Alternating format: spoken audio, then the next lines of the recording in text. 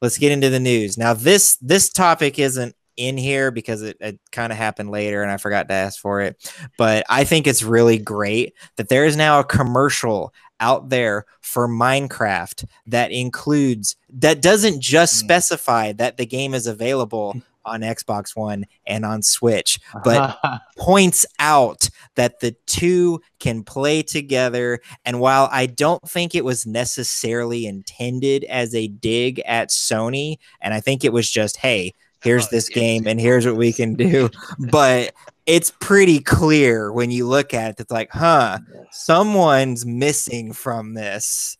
And with all the bad publicity that Sony's getting over the Fortnite thing. Now, the Fortnite thing I think is way worse than with Minecraft. All that's happening with Minecraft and like Rocket League and stuff is you just can't cross-platform. Sony has actually made it so that people are locked out of their Fortnite profiles if they're trying to play on Xbox One and Switch. And like, who at Sony said to themselves, this is a good idea. We should do this. This is in no way going to backfire on us at all. Like, come on. It's dumb. So anyway, that commercial's out there and I wanted to bring that up because I think it's great, but I'm not a Sony guy. Actually, Sam, you're a Sony guy. How do you feel about this? It's frustrating. Like I don't know. I'm not like a super fanboy either. I grew up playing Xbox. I played Halo with my friends all the time. And Nintendo, I love A Link to the Past and A Link Between Worlds and Breath of the Wild. They're like my favorite Zelda games. But it's just so annoying that like my friend has an Xbox One and he plays Rocket League and he loves that game. And I would probably play more of it too. But just that game feels so much better on a Switch, in my opinion. And it just, I guess, in general, I feel better playing it on a Nintendo console. It feels like it should be a Nintendo game. So is that because I've heard people say this before, and it's important to distinguish between what you mean. You're not saying that it feels good on the Switch because like you just prefer playing with a Switch Pro controller or the two Joy-Con over say a PlayStation controller and Xbox controller. It's that this game is kind of wacky and maybe whimsical doesn't sound like the right word, but you know, it's strange. It's okay. It's very like party friendly. Right. And Nintendo is kind of tied to that in certain ways. And so like I remember when Ukulele came out and it wasn't on a Nintendo console right away, and I was like, I'm gonna wait for this to come out for a Nintendo console. And it wasn't because it's like for any reason other than just I don't know, it just feels like a Nintendo game. Right. And that's whereas it's kind of like that. I just not that I'm endorsing piracy or emulation, but I could take Shadow of the Colossus, which I have a PS2 and I have a copy of Shadow of the Colossus in actually really good condition. I'm proud of that. But I could just emulate that and bump up the graphics. And I guess kind of a bad example because they did remaster it and it does look amazing now. But bar that, I could just emulate it and make it look good. But playing it there's something about playing it on the actual console. And playing it with a real controller and not just a button map 360 controller or something. There's just, I don't know, there's a whole experience to it, in my opinion. Especially, there's also the couch experience, like sitting on the couch and just like chilling out. Yeah. Jimmy, as to your question, I don't know. I haven't played it, but I did discover during Monday's episode, it was in last month's Humble Bundle monthly. So if you are subscribed to that, you have it. But right, I haven't tried it yet. Yeah, but I haven't tried it yet. I actually haven't. I also haven't tried A Hat in Time, and I've been meaning to because I have it. Well, Ukulele, it reminds me of Banjo-Kazooie. Right. Which it's all that team. I mean, it's not a Rare, but it's people who worked on Banjo-Kazooie left and made this company. So. I was not a big fan of that particular genre of game. Like the last game that was kind of like that was one of the Xbox 360 original releases. What's it called? I don't remember, but it's this chick this elf that turns into various elemental things. Cameo. Oh yeah. And that game, I had that.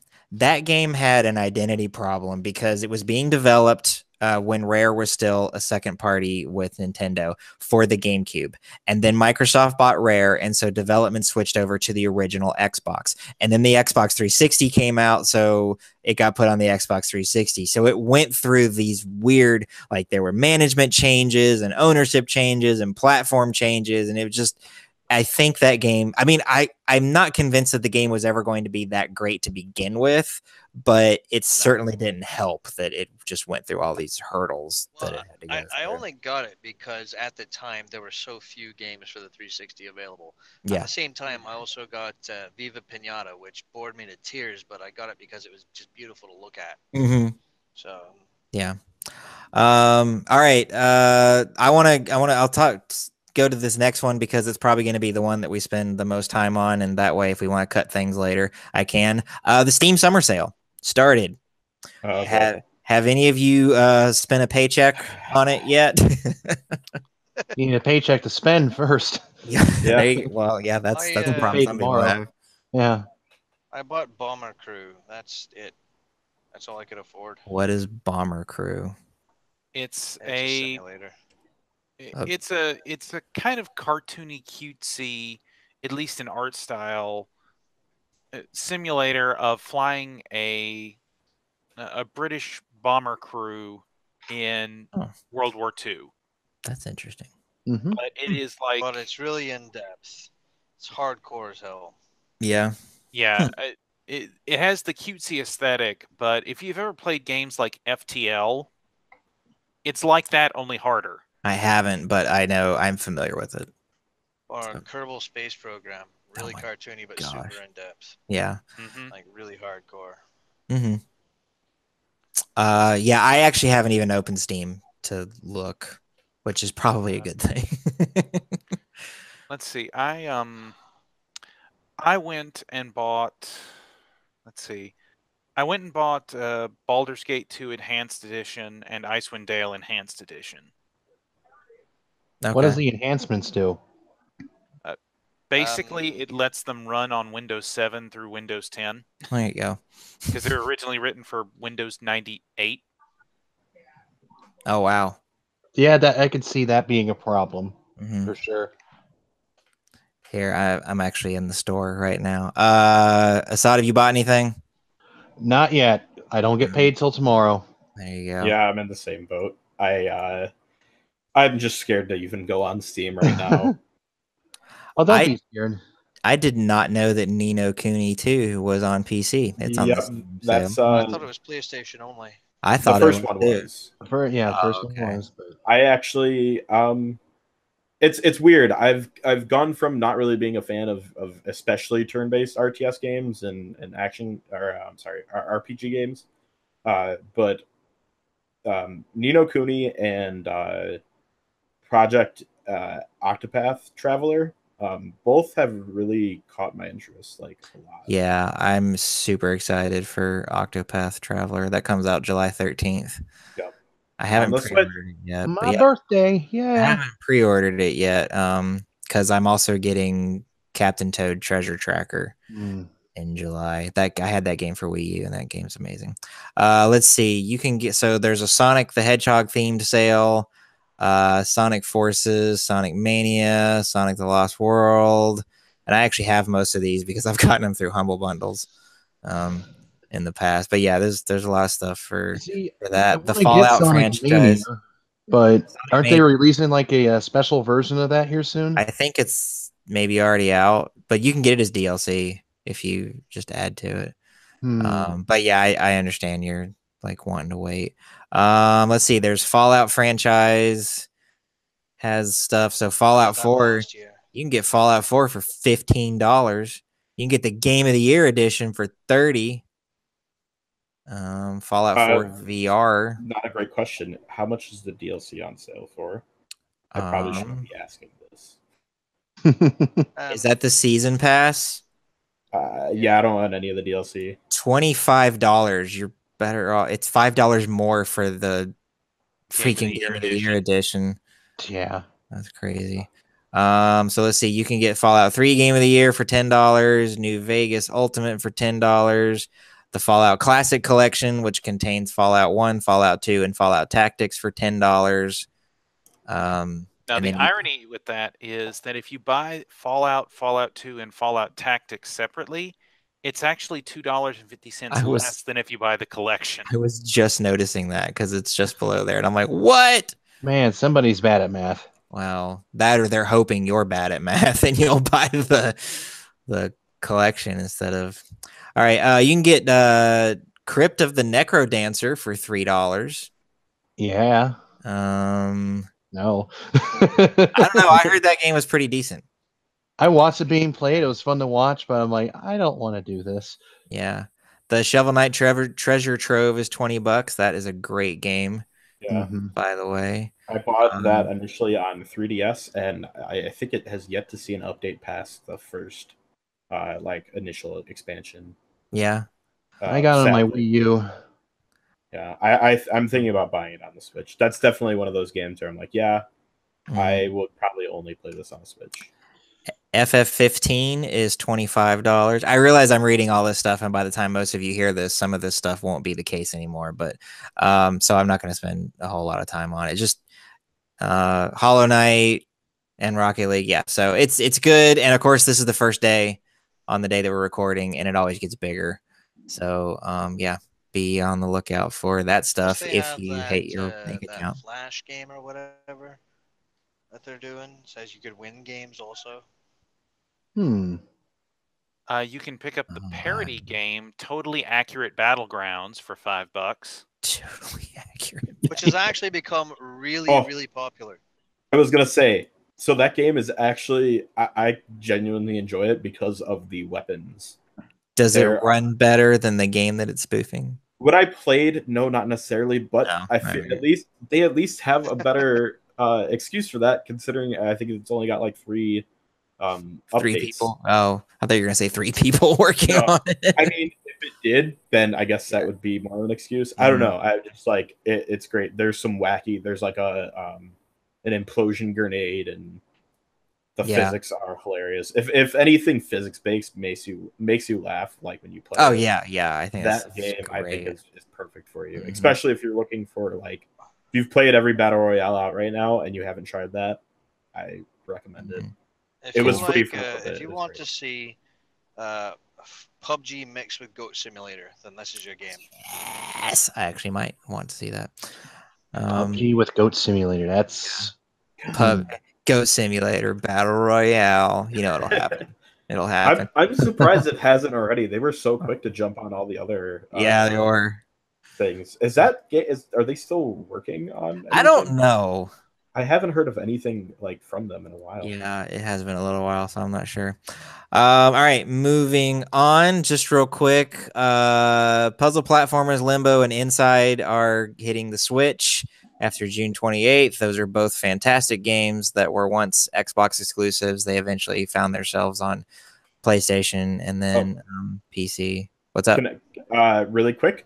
There's also like usual, the Steam hardware is also on So if I have a Steam Link and I have not even tried using it because I hear it's just not that great. I have been very curious about the controller though. I was going to ask, do you have the controller? Because I'm more curious about that. I really don't. If I'm going to play a game, a lot of people say it's really good. Yeah. For like RTSs. Oh well, that immediately I'm okay then. Not trying it out for myself. Hold up a minute. You can get a Steam Link by itself for $2.50. For $2.50. Okay, well that makes sense because that thing's it's like $7 shipping though. But here's the thing: the controller you can get for $33.49. For less than $1 more, you can get the controller and the Steam Link. Yep. Like you almost. I mean, even if you don't want the Steam Link, I feel like just get it.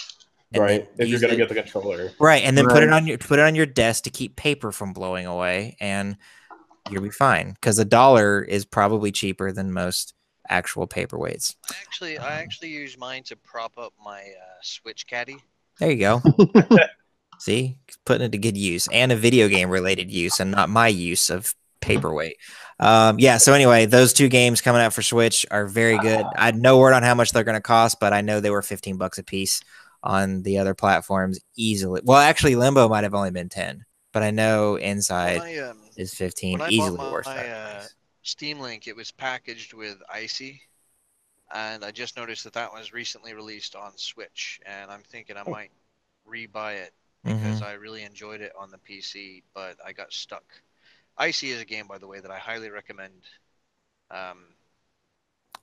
Not because it's a great like run and gun type thing, because it's okay, but mostly because of the narrator. Like, buy the game just for the narrator. Yeah, okay.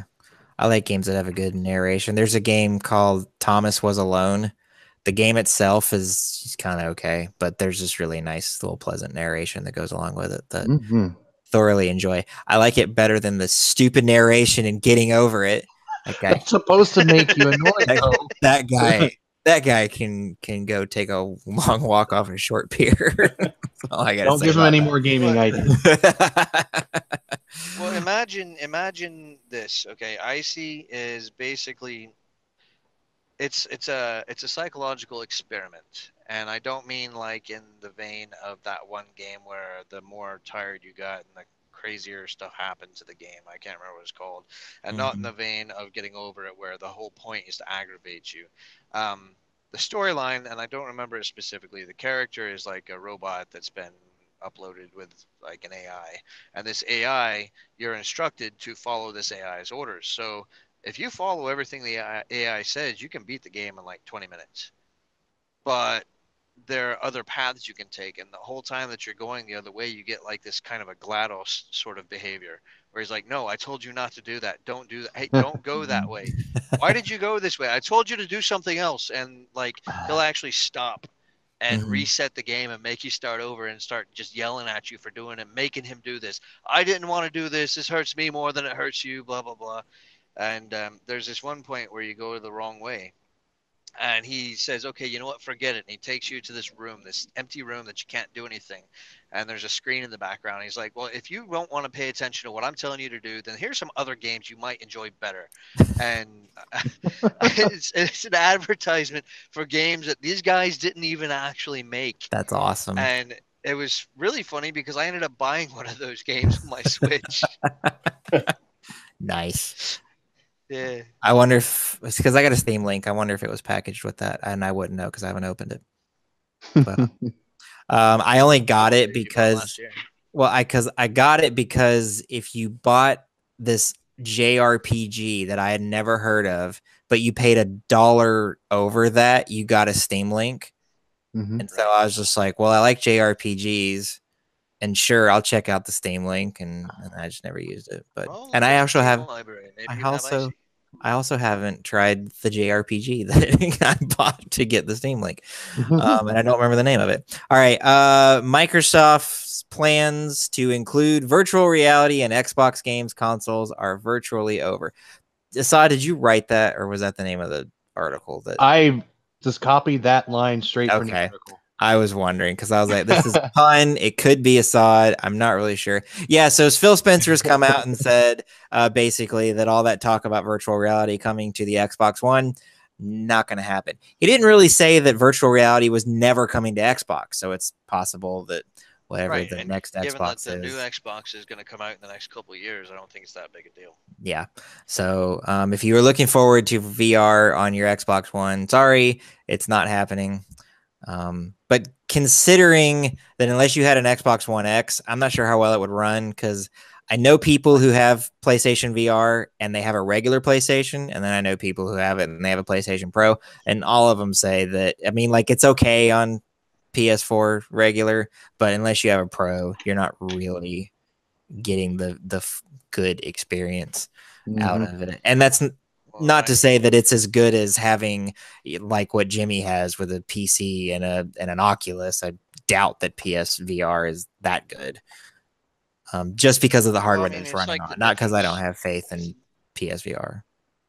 It's like the difference between a 1070 and a 1080 Ti. I mean, it's gonna work, but it's not gonna be 4K resolution. You're gonna have to deal with a couple of 1080s or whatever in your eyeballs. Right. So yeah, so that's done. World of Warships Legends. I know like one or two people that are halfway excited about this. I'll let y'all go for a few minutes on this. So as it happens, I'm actually playing World of Warships. All right, Ned. Yeah, what is World of Warships Legends? It's World of Warships for your Windows phone, right? Not quite. Shut up, you. If you wanted to play that, you'd play World of Warships Blitz, but okay. No, it's not on Windows phones. I didn't think those still existed. They don't, which is kind of sad because that's a joke. It wasn't a terrible OS, but anyway. So World of Warships Legends is basically the version of World of Warships for your consoles, in particular Xbox One and PS4. It's going into alpha testing starting next month. And so I believe Jimmy and I both have signed up for the alpha test. Yep. Cool.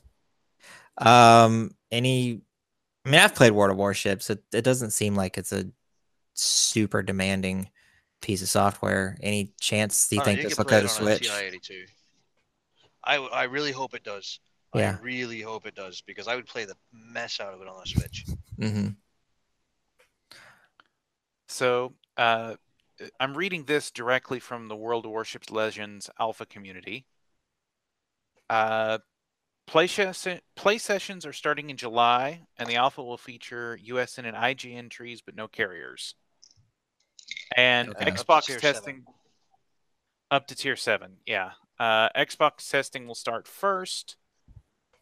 There's not going to be any crossplay between PS and Xbox. There's a surprise. Because the client works differently for consoles. It's just like World of Tanks. Does World of Tanks have a crossplay with PC? I don't think so. Oh, so you weren't... They're two separate companies. You weren't just talking about not crossplay between Xbox and PC, but also just any... Xbox and PlayStation 4, but any console version in PC. Yeah, they're... Okay. Correct. Even though they're the same game, they're managed by different companies. The same game. Well, no, they're managed by separate internal studios. Yeah. Okay. So, all right, Jimmy, when you say they're not the same game, you mean there's differences other than just, under the hood stuff, or they're actually not the same game? Imagine, if you will, a couple of semi-trucks, right? You've got your International and your Freightliner. They're both technically semi-trucks, and they both technically haul the same stuff with the same regulations, they both have the same wheels and the same steering wheel, the same horns, and blah, blah, blah. Right. But one of them has a Max Force engine, another one has a Detroit diesel engine. The servers are built differently. The gameplay is significantly different. They're actually reworking like an entire facet of the PC game, primarily because of how they're going to have to make it work for consoles. But it's like it's not like Minecraft. You're not going to be able to play on any console and have the same account. I mean, they're completely different. They're the same, but they're not. Okay. No, that makes sense. So there wouldn't be crossplay, like, even if they wanted it to be, because they're not the same game. It would be like you wouldn't have crossplay between Mario Kart 8 and Mario Kart 7. They're both Mario Kart, but they're not the same game, so it wouldn't work. So. Well, I mean, technically, if they wanted to, I'm sure they could have done it that way if they would have started at the beginning that way. But I think from a purely business perspective, they were just doing it to maximize revenue that way. Yeah. Because there's also no cross account. So if you have premium time or premium ships or premium anything on the PC version, none of that is transferable. Right. And that's the same as it was with the World of Tanks console. So interesting. Any idea when the full version is releasing? If it is anywhere like the original World of Warships game, there's probably going to be about 2 months of pre-alpha and alpha testing, followed by about 3 months of beta, followed by several years of lots of salty. I'm not going to say the word I want to say. All right. What was I going to say? I mean, there's a reason Jingles refers to both World of Tanks and World of Warships as the salt mines. So, isn't there also a World of Aircraft or something? There is a World of Warplanes. We don't talk about it. Oh, we don't? What are you talking about? World of Warplanes is not that bad. Okay, since the 2.0 since the 2.0 update, it's not that bad. It used to be, it was terrible. Oh, I mean, I still need to try that. The 2.0 update. I suggest instead grabbing an Oculus or a Vive and then playing War Thunder, because that is an incredible experience. It's not a fun game, but it's an incredible experience. All right, this is just a fun little news. Fun, as I say. Little piece of news. A father and son who were playing Pokemon Go got into a fight over something that happened in Pokemon Go, and they got arrested. And I want to make it really clear. When I say father and son, I don't mean like someone my age fighting with his 9-year-old. I'm talking about a guy in his 70s arguing with his fully grown adult man-child. That's not how I read it. That's not how I read it, but that was pretty hilarious. Well, it's a 71-year-old man and his 31-year-old son. Yeah. So. Oh. Yeah. So which just what I was trying to. They were both like assaulting another player because apparently it stole their gym from them. So they threw a Gatorade bottle at him and. You're okay. Hit him in the face, and then they all got into a fight. This is what happens when you only skim things. Okay, I was not aware that they were fighting with somebody else. That's even more. My gosh, man! I think it makes more sense. I mean, maybe it makes more sense, but it's still. Come on, man! The guy got like cuts to his face, an eye injury, and a broken fingertip. It's really hard. Go ahead. Stay away from my gym, and it won't happen to you. It's really hard when you've got people out there who are sharing news articles and stuff about Fortnite will make your kids violent, and you're like, no, it won't. And then you're like, 2 people went to prison, or I guess they didn't go to prison, but 2 people got arrested because they were fighting over Pokemon gyms, and it's like, this is not helping. Speaking of Pokemon gyms, I've been on a serious roll lately the past several days. For some reason, I just got this tick, and I've taken over like 9 gyms over the last couple of days, all over Virginia, West Virginia, and Ohio. Nice. And lastly, Friday the 13th game loses DLC because of legal battle over movies. Now, the Friday the 13th game, I think, was actually a really interesting concept, and partly because of, its ties to the franchise, but I think mostly because the game was kind of buggy, but in a way that was almost fun from what I was reading. The game actually had quite a following. Nothing like huge or anything, but, considering that this thing was probably very low budget and didn't have a whole lot of advertising, it has its followers. But as you can tell, when I say low budget, they didn't have a lot of the rights to these things. They just sort of made this game, and now because of it, the DLC is over and the game is no longer being supported. And as far as I know, the game is still very, very broken. So if you bought the game, there you go. Well, they have said that the developer Gun Media has said that they can't develop any new content, but that they are planning to launch dedicated servers for consoles and to maintain the game as it currently exists. Oh, yeah. So I have nothing else to do now. Right, yeah. Other than fight, in court. Mm-hmm. So. But if you're not familiar with the game, if you are familiar with what's that other very similar game, Jimmy, that I played? What's it called? Dead by Daylight. Dead by Daylight. It's similar to that, although I think the survivors in this, there's 8 of them, and of course it's all themed around being at a campsite as Friday the 13th is. Whereas Dead by Daylight, isn't it 4v1? Or can you have more than 4 people? Yeah, so. It's 4v1. Mm-hmm. But it's also got a whole lot of licensed content. Right. It's not just them putting all their beans in one basket. Mm-hmm. So there you go. That's the news.